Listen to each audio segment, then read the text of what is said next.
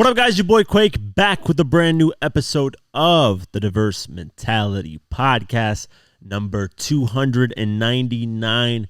We're closing in on 300 episodes. Round of applause, 300 episodes. That is massive, man. I would have never thought I would be in 300 episodes by now. We've seen some great growth. We need to see a lot more growth, though, because we'll see growth and they'll get like stagnant for a little bit, and then we'll see growth and we'll get stagnant. So definitely, hopefully, by the end of this year, it grows a lot more. But I appreciate everyone that's watching, listening, all that stuff.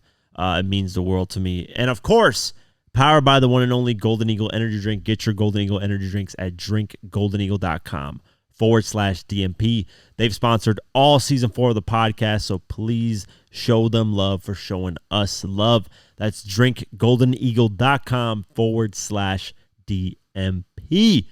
Now, I want to talk about Eminem. He's been rolling out this Death of Slim Shady album really well, and I want to let you guys know that I will be streaming live. So if you're watching this on YouTube, on my main channel, Diverse Mentality, not Diverse Mentality Podcast, which you're watching this video on right now, on my main channel, Diverse Mentality, I will be streaming live. I will hopefully try to start by 10 p.m. Eastern nighttime. And we'll stream all the way up till 12 p.m. Eastern at night when the album releases, and then we'll listen to the album, and after that, call it a wrap. So join me on that stream on the main channel, Diverse Mentality. It's going to be really fun, get to kick it with you guys, talk about hip-hop, talk about a lot of things. And then, we'll listen to the album together and see what we think of it. So on the last episode, I talked about the alleged leaked track list. That wasn't real. No surprise there. A lot of the titles sounded fishy. So Apple Music decided to reveal the title. I'm sure Eminem told Apple Music, hey, just, drop the title, drop the track list. And the features are hidden 100%. There's no way that Eminem is just carrying this album by himself. If you go at Eminem's history of albums, he just doesn't have just him songs of just him 24/7. You got that on Relapse, and I think that's really about it. Most of the albums he's had like features on. Relapse is probably the only one where he didn't really have features. He had Eminem and Dr. Dre on Crack a Bottle. And honestly, I think he had a Dr. Dre feature. Let me see if I remember correctly. He had Dr. Dre on one of the tracks on there. But that's about it. Like on Relapse was like the one where he didn't really have any features. So I'm not expecting that. If you look at the recent Eminem albums, he's always had features. So yeah, the only one is Old Time's Sake. For Old Time's Sake, featuring Dr. Dre, and then Crack a Bottle featuring Dr. Dre and 50 Cent. That's it. No features on there. So when the track list came out, people were like, where's the features? What is there? No Dr. Dre, Eminem? You guys got to understand, when track lists comes out, the surprise that they have for these track lists is the features. That's usually how it goes. There's always hidden features. And I doubt, with Eminem signing a new artist with Easy Mill, with Eminem working with Dr. Dre in and out of the studio, with 50 flying to Los Angeles, reportedly in the studio with Dr. Dre and Eminem, that we're not going to get features. There's just no way. Now, I don't know what the features are going to be. So far, we got Big Sean and Baby Tron with that Toby record. So there are going to be features, but this is the track list that Apple Music released. The first track is Renaissance. The second track is Habits. The third is Trouble. The fourth is Brand New Dance. The fifth track is Evil. The sixth is a skit called All You Got. The seventh track is Lucifer. The eighth is Antichrist. The ninth track is Fuel. The 10th track is Road Rage. 11 is Houdini, the first single. Number 12 is Breaking News, which is a skit. And then number 13 is Guilty Conscious 2. Now, on this track, I expect Dr. Dre to be on there because he's obviously on the first one. So I expect Dr. Dre as a feature on there. Number 14, Head Honcho. Number 15, Temporary. Number 16, Bad One. Number 17, Toby, featuring Big Sean and Baby Tron. And then number 18, Guess Who's Back, which is a skit. And then the last track is Somebody Save Me. So interesting titles. I do think, like I said, Dr. Dre is going to be on here, 50 Cent. I wouldn't be surprised if Snoop Dogg ends up on here. Skylar Grey is confirmed. She did confirm she is on the album. So Skylar Grey she's not mentioned on this track list, but she is on the album. So no surprise there. Eminem loves to work with her.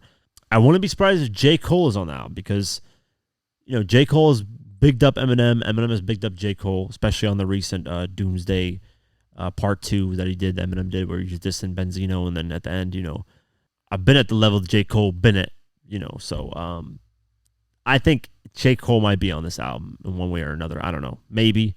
I don't know if maybe J. Cole featured, Eminem on his album. That's a potential, but yeah, I don't see how J. Cole could fit on this album, but there's a possibility, right? So that's my guess. I think 50, Dre, Snoop Dogg, potentially. You got Skylar Grey. I think Royce 5'9" is going to be on there just because he's been on like the recent Eminem albums. I don't know.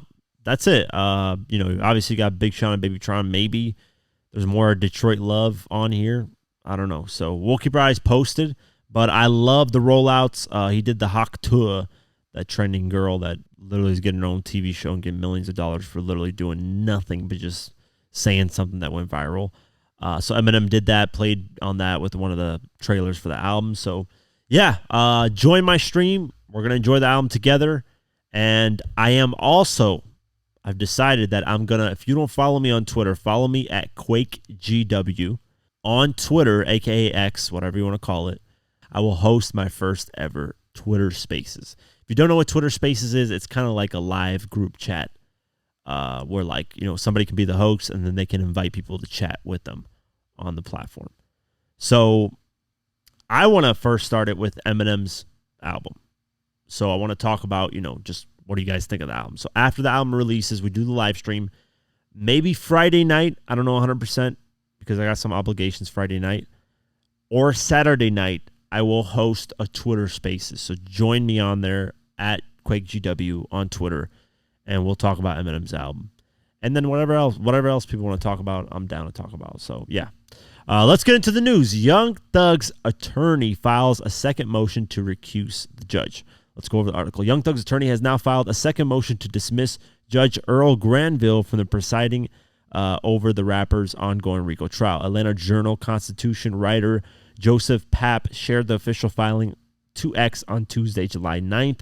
The 233-page motion filed by Brian Steele is a supplement to the one he filed last month, where he also filed for mistrial, alleging that the judge and prosecutors had an unlawful, improper ex parte meeting with witness Kenneth Copeland.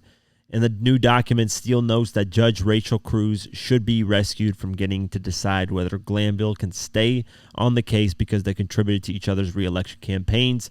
He also called for District Attorney Adrian Love and Prosecutor Simone Hilton to be removed from the case and referred back to meeting Copeland, calling it a disgraceful episode in Fulton courts, and noting that Glanville, Love, and Hilton shall never be trusted by Mr. Williams or undersigned counsel.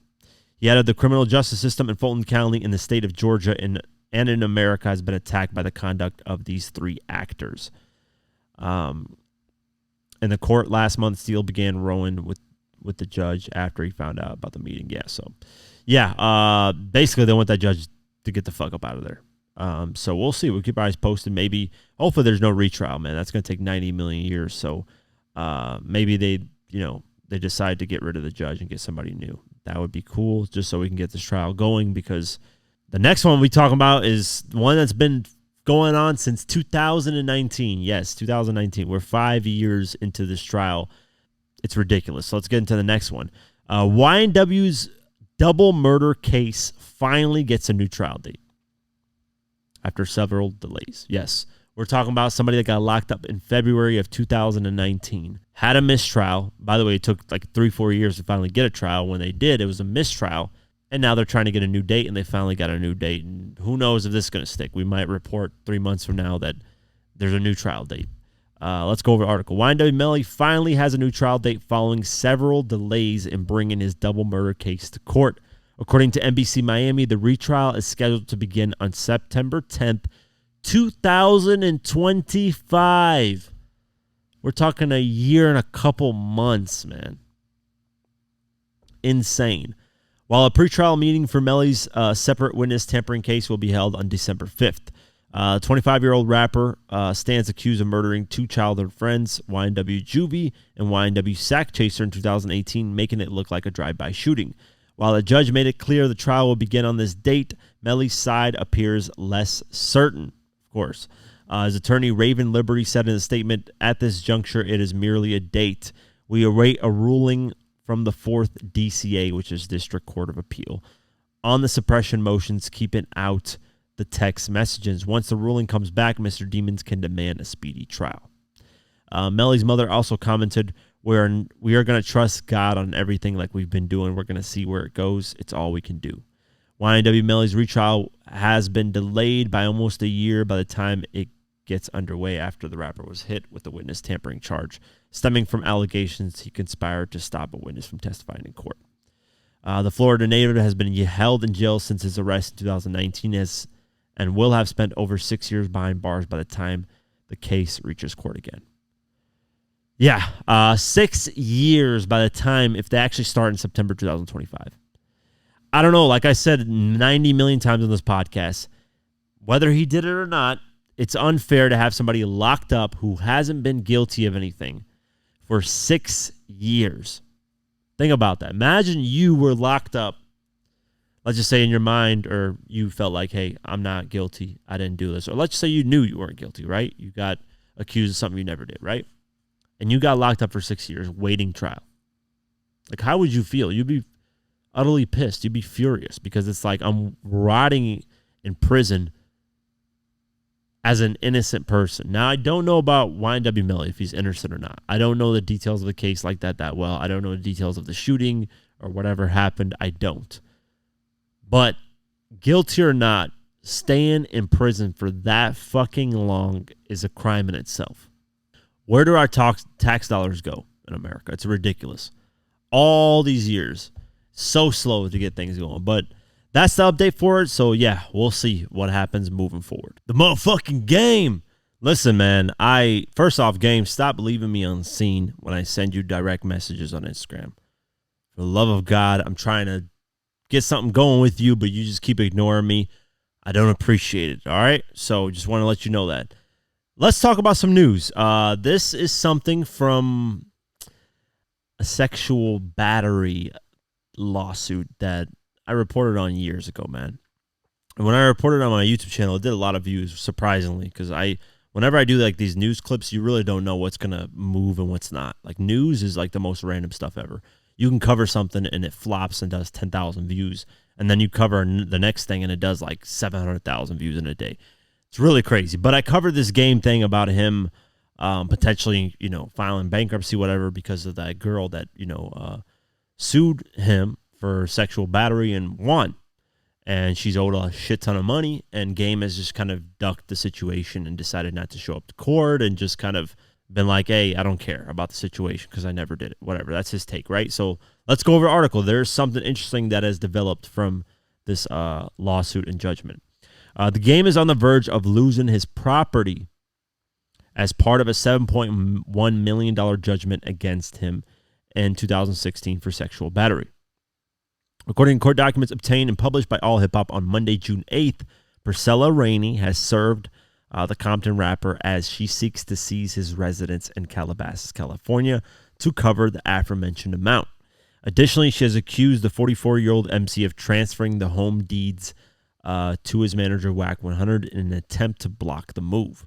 Rainey first filed the case in August 2015, seeking $10 million after she claimed the Los Angeles native sexually assaulted her during what she thought was a required after-hours date for VH1 reality show She Got Game. She alleged that the Hater Love It hitmaker got drunk and high, following which he forced his hand inside her dress to rub her private parts. The Game denied these claims and has always maintained his innocence. A motion for a new trial was thrown out in September 2018, after which Rainey threatened to come after the Game's royalties. In 2019, a judge granted a motion that allowing her to collect the rapper's music royalties until the $7.1 million post-judgment interest is paid off in full. Last year, however, Rainey claimed that she had only accrued $383,000 from his royalties. According to court documents from early 2023, she subsequently shifted her focus to his label, Universal Music Group, in order to get the rest of her money. Rainey respectfully requests that the post-judgment writ of garnishment be issued, commanding Universal Music Group the garnishee name above to answer the writ garnishment, according blah, blah, blah, a bunch of gibberish lawyer talk. The Game has been defined over the matter from the very beginning, vowing to not give Rainey a single penny back in 2016. Don't be fooled by these accusations of the dollar amount in the headlines because I put that on my favorite auntie's poodle. This broad ain't getting shit. Well, she got $383,000 from music royalties, and now she's seeking to get your house. I don't know how this works, guys. I'm not a lawyer. I don't know about, if you put things in different people's names. So if the game put it under Whack 100's name, which is his quote-unquote manager, or under his mom's name or somebody else's name, can she actually try to claim the property? How much is the game's, let me see the game's house in Calabasas worth? So he bought it in December 2013 for $1.55 million. What's the address to this house? I have to see what the address to this house is, just so I can see. Well, they're saying it's worth 3.9 million now, from what I'm seeing here. So let's just say it's worth $4 million. So he bought it for $1.55 million. She's owed $7.1 million still. So let's just say she gets the house. She's still owed a shit ton of money, game. I'm not even gonna lie to you. That's a lot of money, man. She's pretty much owed $3.1 million after that still. She's already got the $383,000, so I don't know. She initially got $10 million granted to her, but I'm sure they had to adjust some things, blah, blah, blah. So not looking good, man. You should have showed up in court and pleaded your innocence. I get it, right? You don't show up in court because you're like, this is bullshit. I never did this. Why am I even entertaining this? Right? That's the game's kind of stance on this thing. I think he got asked by Vlad about the case, and he was just like, I never did it, so I never showed up in court. Or he said something about he had like a dentist appointment or something like that. Let me see, just to make sure. The game opened about his financial struggles, controversial cases. Showed about he said I'm broke, basically. Lawsuit situation that you got hit with. That still hasn't gotten worked out. Yeah, probably won't ever. Yeah. I'm broke. You're broke. Yeah, I don't have a dime. Yeah, he says something about teeth. Like he had dental work, and like that's. I've been sued before, and I've had to settle for shit that I didn't do. You got to go get a lawyer, spend $10,000 just to be not guilty. I spent $75,000 just to settle. I'll spend millions. Like, you know what I'm saying? I'll spend millions on lawyers, man. Yeah, I hate the way the legal system here works. Yeah, I absolutely hate it. Are you still upset that you weren't part of the Super Bowl? Nah. Anyways, yeah, I don't know. We'll see. We'll see how she manages. But this is a bad. Obviously, if she gets away with this, she's already gotten away with $383,000, which is an astronomical amount of money that she won already. I mean, think about it. This girl, I don't know her lifestyle, but I doubt she has $383,000 in her bank account. I've never heard of this girl in my life besides this lawsuit. Let's Google her. Who is she? She was on that TV show. That's it. I doubt she even made that much money off that TV show. Yeah, there's actually a lawsuit here. Rainey versus Taylor, which is Chuck Taylor of the game. Interesting. There's whole court documents about this. Yeah, she's basically, she doesn't have, like, she wasn't born in a rich family or any of that shit, right? She sued and has won. So, yeah, we'll see, man. It's a horrible situation. But if she manages to get Game's house, Game will still owe about $3.1 million, which is still an astronomical amount of money to still owe somebody. So why doesn't he just file bankruptcy? Like, what? Why is his ego so big that he's just, or is the lawsuit so bad that not even a bankruptcy can help him? Like, he should file bankruptcy. File for bankruptcy. Who cares what it makes you look like? Listen, 50 filed for bankruptcy. Everybody was clowning him, right? I remember that I was on Twitter the day it happened. Everybody was clowning him. You know, these are people that have never touched millions of dollars that were clowning him, not understanding the situation, not understanding what's going on. 50 filed bankruptcy, avoided having to pay Rick Ross's baby mama, avoided having to pay SMS Sleek Audio, versus SMS Audio, which I would love. That's what I'm saying. If I ever get an interview with 50, I have the most interesting questions relating to 50's business and just music and everything he's ever been through. ever. Like, one thing I would ask is, why did he stop SK Energy Drink? Like, he was doing something so great for humanity that he would have eclipsed anybody in the music, hip-hop, or just music world besides Michael Jackson, maybe, because he was like the ultimate philanthropist. You know, what happened to SK Energy Drink? Why did you just basically stop pushing it? Did you feed 1 billion people in Africa? Like, that was the whole motive of it. Every time he would sell, he would feed somebody. So that was amazing. And then SMS Audio. What happened with Sleek Audio with the lawsuit? You know, they won the lawsuit, but how did that just stop SMS Audio? You know, so yeah, there's a lot of questions that I have. You know, video games, is he going to ever have a remastered version of 50 Cent Bulletproof? Whatever, so on and so forth. I'm getting off track here. But, you know, file bankruptcy, game. Like, 50 did it, and he's clearly not broke. He's not broke. So far from broke, it's ridiculous. The guy sold F and Vodka, his stake in F and Vodka, for $60 million, literally like 2-3 years later after filing bankruptcy. Signs a $400 million deal with Stars, which he's not getting all the $400 million. I know people are going to comment, oh, he does not, Quake, he's not getting all that money. Oh, we get it. Okay, I know. But still, like, he's well off. He's worth a lot of money. Let's just say that. So Game should do that, man. Just file bankruptcy, swallow your pride and ego. Maybe you can get her offer back, or maybe you guys can settle for something really, really small versus the $7.1 million. Maybe he files bankruptcy and she only gets that $383,000 that she took from the royalties, and that's it. Keep it moving. Yeah, but we'll keep our eyes posted and see what happens moving forward. Before we continue, I want to give a shout out to Golden Eagle for sponsoring this podcast. Yes, if it wasn't for Golden Eagle, this podcast wouldn't be possible. If you're looking for an energy drink that doesn't tear a hole in your pocket, Golden Eagle energy drink is the one you want to get. Golden Eagle has the smoothest taste with no aftertaste. You don't get acid reflux when you drink it, and you will save a lot of money. So check out Golden Eagle at drinkgoldeneagle.com/DMP. The link is in the description below. And how do you think this podcast would be possible without me having energy to do it? Come on, guys. You guys got to remember this. I need energy to do this stuff, man, because there's a lot of crazy topics. So look how smooth this thing sounds. Look at it. Oh, my God. It's fresh. Look at that Golden Eagle. Look at the can. It's so beautiful, too, man. Look at that. That's so fresh, man. So fresh. Golden Eagle energy drink. Go to the link description below. That's drinkgoldeneagle.com/DMP. Let's continue the episode. Speaking of money troubles, 6ix9ine. Yes. I know a while ago we reported, or at least talked about, you know, there was like bullet holes in like his Bentley and his Lamborghini, and people wondering what's going on. And there's police officers that came there, and turns out it was the IRS seizing, 6ix9ine's property. And why? Because he owes the IRS a lot of money. So let's go over the article. 6ix9ine's custom vehicles, including a 2019 Lamborghini Urus and a 2017 Bentley Continental GT Speed, have been listed for auction after being seized by the IRS earlier this year. As previously reported, the luxury rips were taken from his Florida home back in April. According to a report by XXL, the cars will hit auction block from July 8th to the 23rd, with bids starting at $20,000 for each.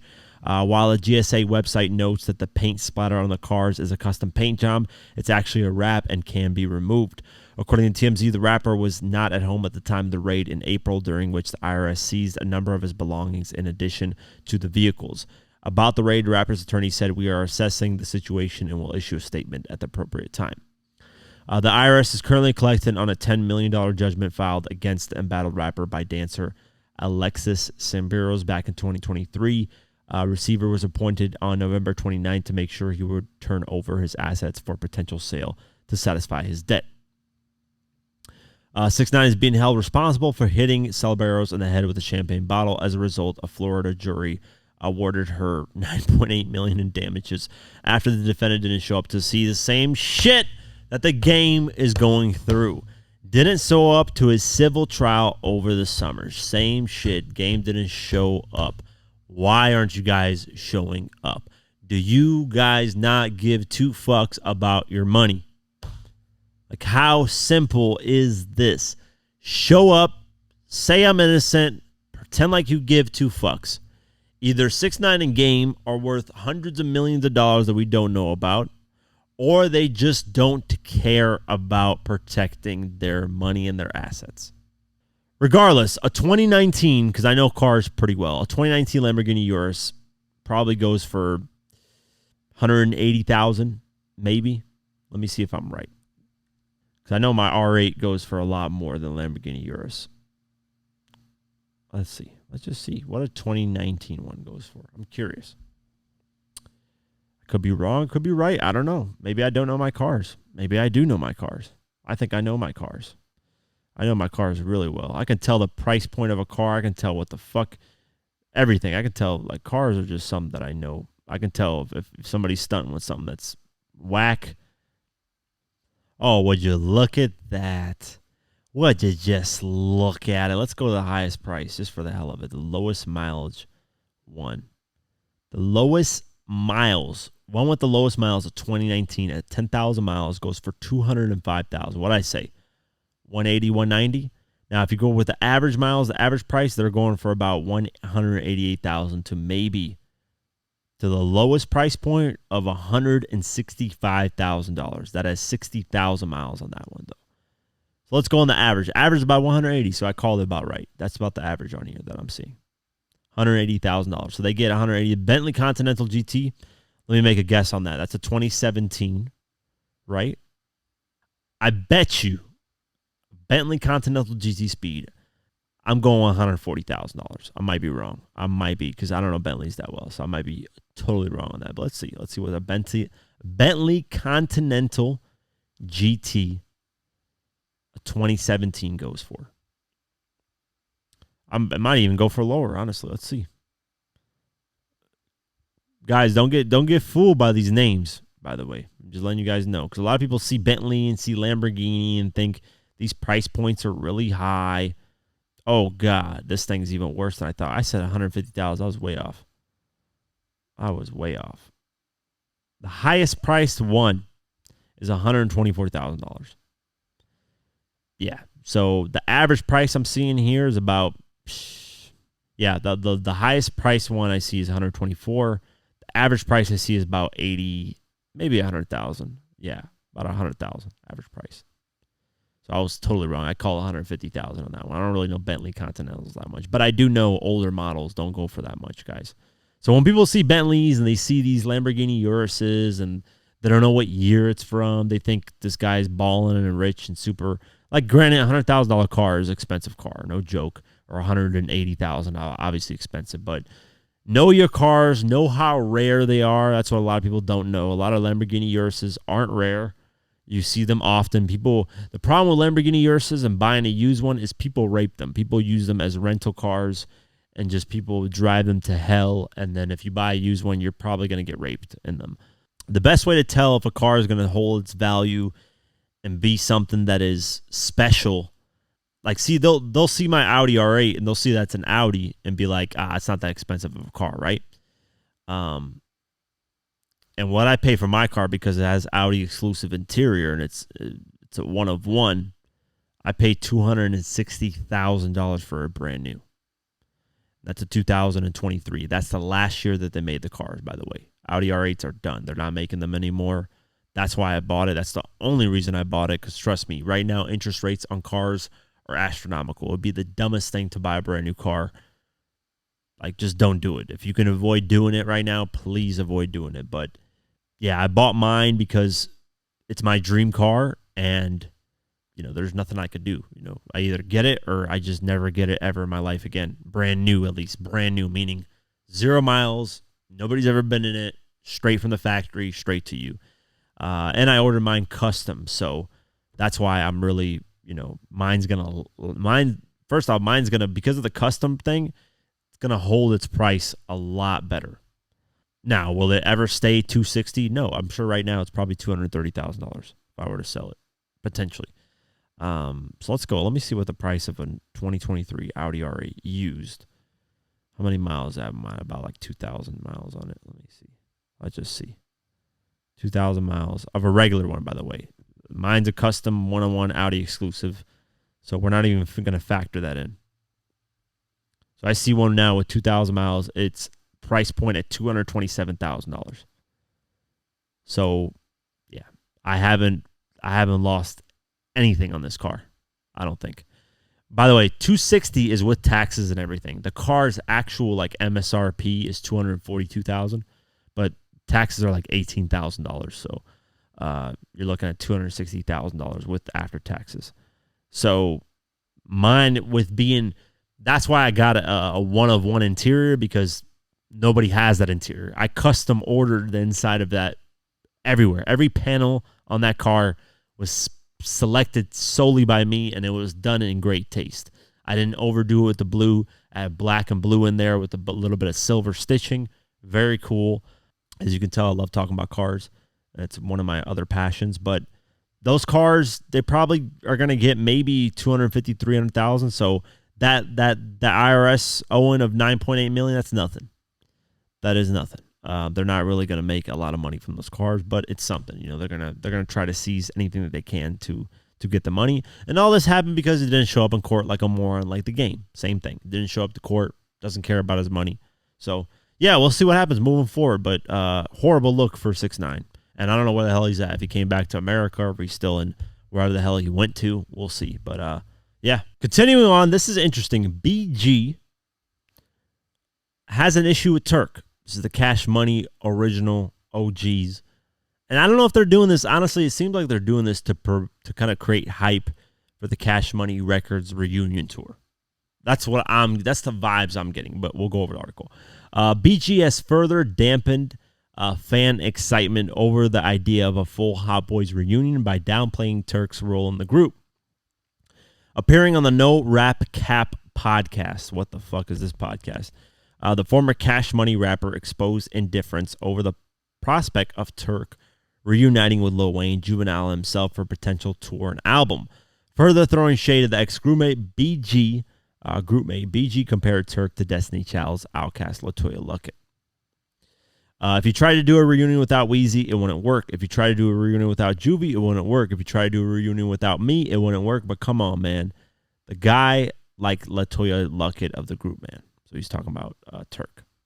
If motherfucking Beyonce and Kelly do a Destiny Child reunion and Michelle Williams isn't there, ain't nobody going to miss her like that. That's just what it is. Why did she catch strays for no reason? Turk was notably absent during the Cash Money 30th anniversary celebration last weekend at the Essence Festival in New Orleans, where Birdman, Manny Fresh, Juvenile, and BG performed together. Lil Wayne was also missing from the reunion, although he curiously hit the stage afterwards to deliver a 20-minute solo set. That night, BG took aim at Turk on Instagram Live, saying, "It's only one guy ain't in this bitch. You heard me? He brought that on himself. You heard me? Guy did it. Did a bunch of hoe shit and can't take it back. He got to fault himself for not being here. I know there's going to be a lot of people that's like, oh, well, such and such, whoop-de-whoop. The guy know what he did last summer, and I'm going to just leave it like that." So there is some beef brewing, but it could just be promo, like I said, guys. And then Turk responds to what BG says. So Turk hits back at BG after his former Hot Boys groupmate dissed him. Birdman, Manny Fresh, Juvenile, and BG shared the stage at the hometown New Orleans, celebrate 30th anniversary. Fans hoping for a full Hot Boys reunion were left disappointed, though, as neither Turk nor Lil Wayne came out during the performance. Wayne delivered a solo set. That night, BG took aim at Turk on Instagram Live and alluded to him being banned from the performance for an unspecified transgression. Continuing on, speaking on his own social media page following the show, Turk responded to BG and threw a spanner in the works of a potential Hot Boys reunion album and tour. "You guys want that shit to come together because you guys fucked up out here. I ain't fucked up out here. I'm blessed and highly favored by God. Y'all got me fucked up," he said. "I'll say fuck a Hot Boys tour reunion. Disrespect won't be tolerated. I don't give a fuck who somebody is. Ain't no big eyes or little U's over me, man. BG better sit his motherfucking ass down somewhere, man. That guy don't run shit around here, not with me. He might run that shit with you guys. He don't run that shit with me. He ain't doing nothing but running that motherfucking mouth." Turk then slandered BG's musical output, saying, "Them whack-ass raps, man, that shit whack. All you guys do is dick riding around here, man. That shit whack." He says the N-word 90 million times, so I was trying to, duck that word over and over while reading these quotes. But yeah, I don't know. Doesn't really sound too serious. I'm going to be honest with you guys, man. I don't see this really having any legs. I think they're doing it for the promo of the Hot Boys reunion tour. And, hey, it's getting work, man. Articles are writing about it, so we'll see what happens. Hopefully it's not anything serious and they can actually do a reunion tour. The only person that doesn't... First off, shout out to Kid Kid. I saw him at the Cash Money Records reunion place. I wasn't there. I'm just saying. I saw him. Photos. Shout out to him. Killing it. But the only person that doesn't really need this reunion tour, like 1,000,000%, or the only two people really, I don't know if Birdman would be a part of it, but Birdman and Lil Wayne, they're obviously filthy rich. They don't need. Lil Wayne sold his masters for God knows millions, hundreds of millions of dollars. So Birdman's rich off Cash Money, Young Money. So, you know, Drake's still bringing in money, royalties from old music projects, Nicki Minaj, Tyga, everybody, Lil Wayne, whoever. So those are the two that don't really need a tour or need to do anything. The other guys, I don't know. That's a whole different ballpark. But we'll see what happens moving forward. TDE's very own Ab-Soul has basically talked about the Drake and Kendrick Lamar battle and gave his thoughts on it. And for me personally, I'm just going to tell you what I think about it. He's kind of baiting, I think, Drake to potentially diss Kendrick again. I'm not even joking. So let's go over the article. Ab-Soul has offered his thoughts on Drake and Kendrick Lamar's beef, claiming that Drizzy never had a chance against K-Dot in a rap battle.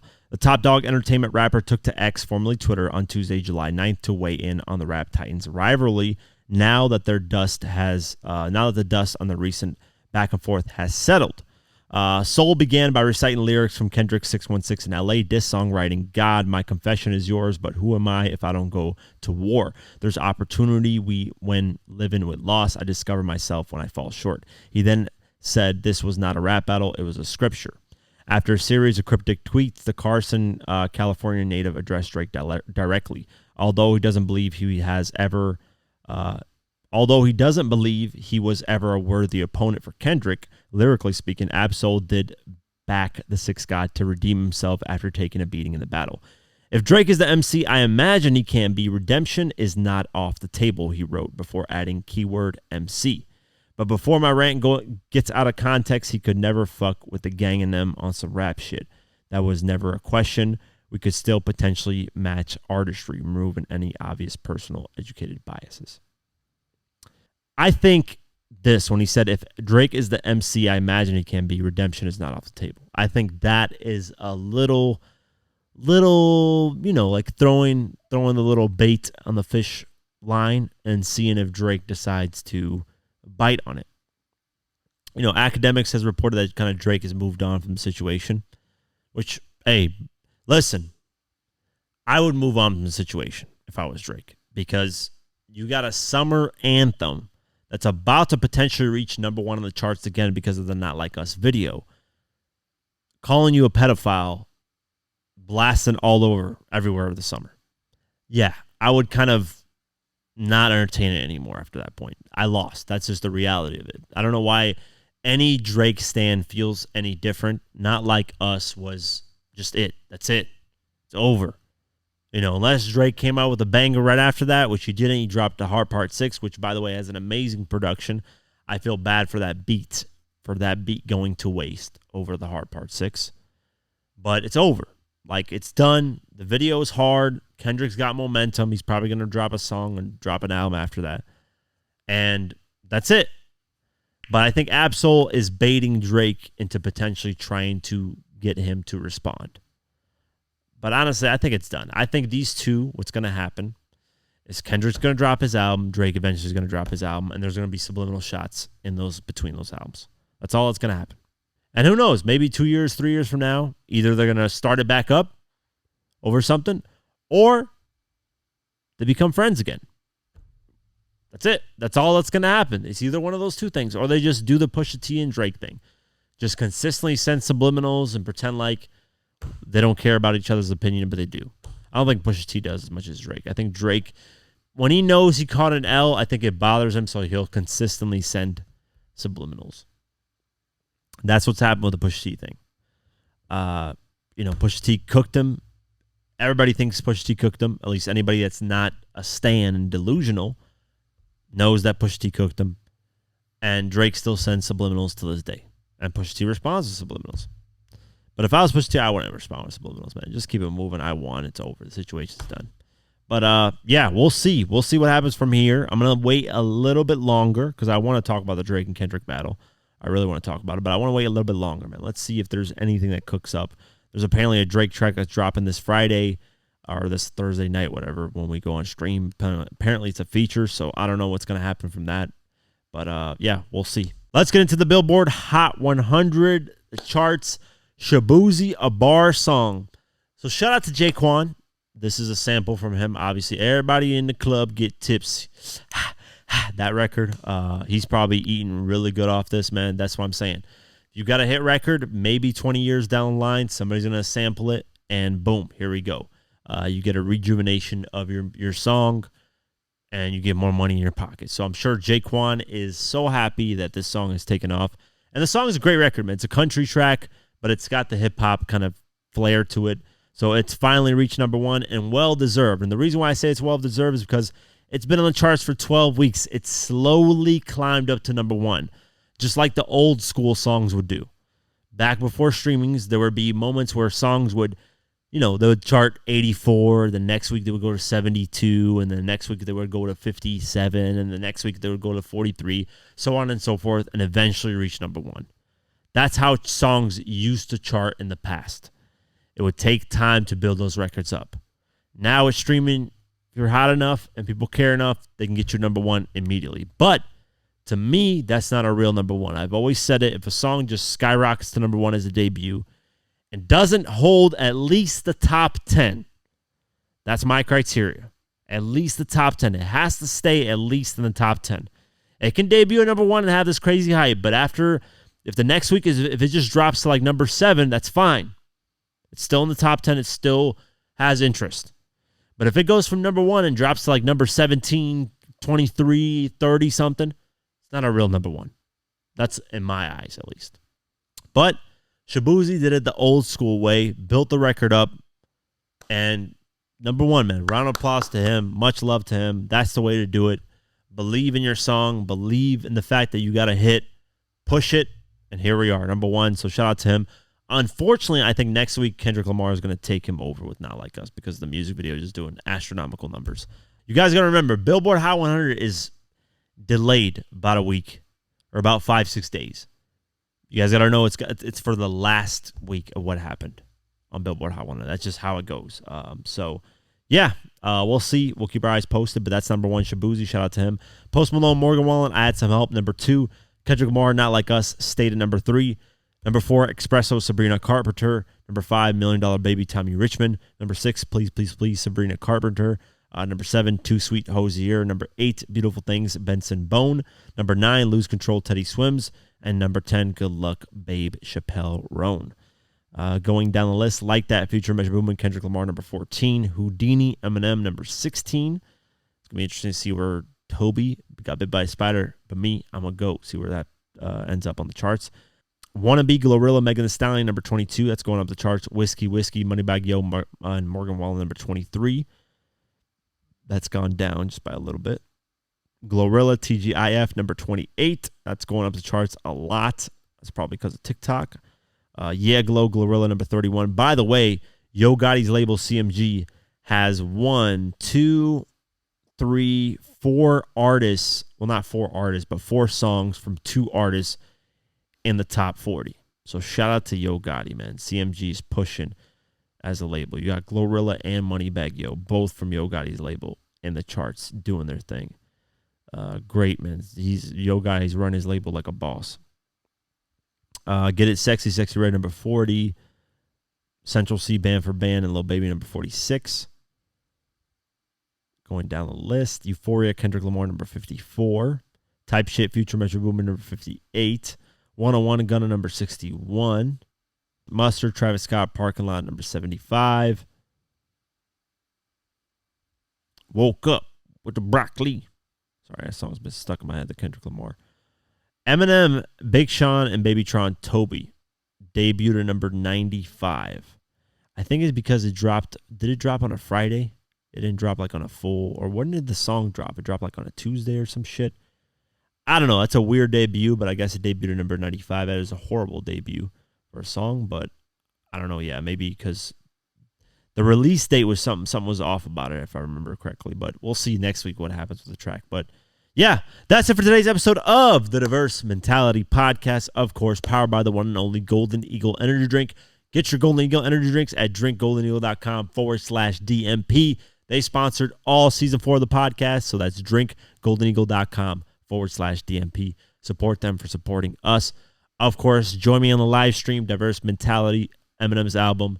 Check that out, and then I'll probably maybe Friday night or Saturday night going on Twitter Spaces. So follow me at QuakeGW on Twitter, aka X, and let's talk about Eminem's album after we've all listened to it for a day or 2 days. And anything else you guys want to talk about in hip hop. I want to do a lot more of those. I want to be a lot more active on Twitter. I need to grow my following on there, just my presence on social media in general. So show love on there. Join me on there. Spotify, Deezer, Pocket Cast, YouTube, all that. Thank you guys so much for the support day in and day out. Have an amazing night and day whenever you're listening to this, and peace.